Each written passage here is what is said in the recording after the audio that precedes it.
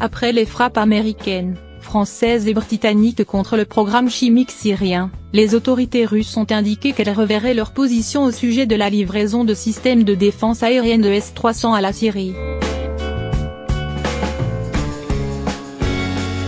Nous avions des engagements moraux, nous avions promis de ne pas le faire il y a environ 10 ans, à la demande de nos partenaires que vous connaissez bien, et nous avons pris en compte leurs arguments selon lesquels cela pourrait déstabiliser la situation, bien que ce moyen soit purement défensif, mais néanmoins nous avons exaucé leurs demandes. À présent, nous n'avons plus cet engagement, a ainsi affirmé Sergueï Lavrov, le ministre russe des Affaires étrangères, lors d'un entretien donné à Sputnik.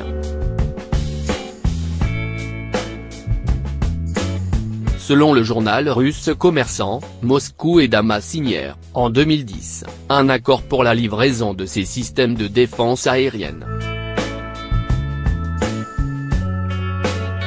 Mais il ne fut pas appliqué en raison de pression israélienne. En réalité, le contrat, portant sur 6 batteries S-300 et 144 missiles intercepteurs, fut suspendu par le Kremlin en 2013. Nous avons un contrat de livraison de S-300, nous avons fourni certains composants, mais nous n'avons pas achevé nos livraisons. Nous les avons pour l'instant suspendus, avait en effet expliqué le président Poutine, à la chaîne Pervy Canal, en septembre 2013. Une décision identique avait été prise 3 ans plus tôt, mais concernant l'Iran. Or, depuis 2011, Israël tente d'empêcher tout transfert d'armes entre l'Iran et le Hezbollah libanais en Syrie. D'où les frappes aériennes dont il est régulièrement fait état.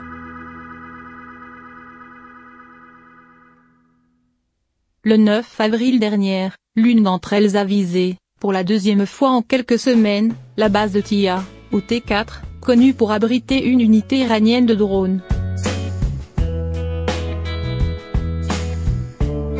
Fait plutôt inhabituel, la Russie accusa Israël d'être à l'origine de cette frappe. Et le président Poutine enfonça le clou en appelant le gouvernement israélien à s'abstenir de toute action qui déstabiliserait encore plus la situation en Syrie. Or, depuis 2015, les forces russes et israéliennes ont conclu un accord pour s'informer mutuellement de leurs opérations militaires respectives en Syrie, l'idée étant d'éviter les erreurs de calcul. Évidemment, la livraison de systèmes S-300 au régime syrien risque de compliquer la tâche de Tsahal quand il s'agira pour l'État hébreu d'empêcher un transfert d'armes au Hezbollah ou bien de répondre à une éventuelle incursion d'un drone hostile, comme en février dernier. D'où l'avertissement adressé le 24 avril par Avigdor Lieberman, le ministre israélien de la Défense. Si des systèmes d'armes russes sont utilisés contre nous en Syrie, nous agirons contre eux et si quelqu'un tire sur nos avions, nous allons les détruire, a-t-il prévenu, dans un entretien donné au site d'information INE. Les Russes n'ont aucune raison de causer des frictions avec nous et nous non plus avec eux, a-t-il ajouté.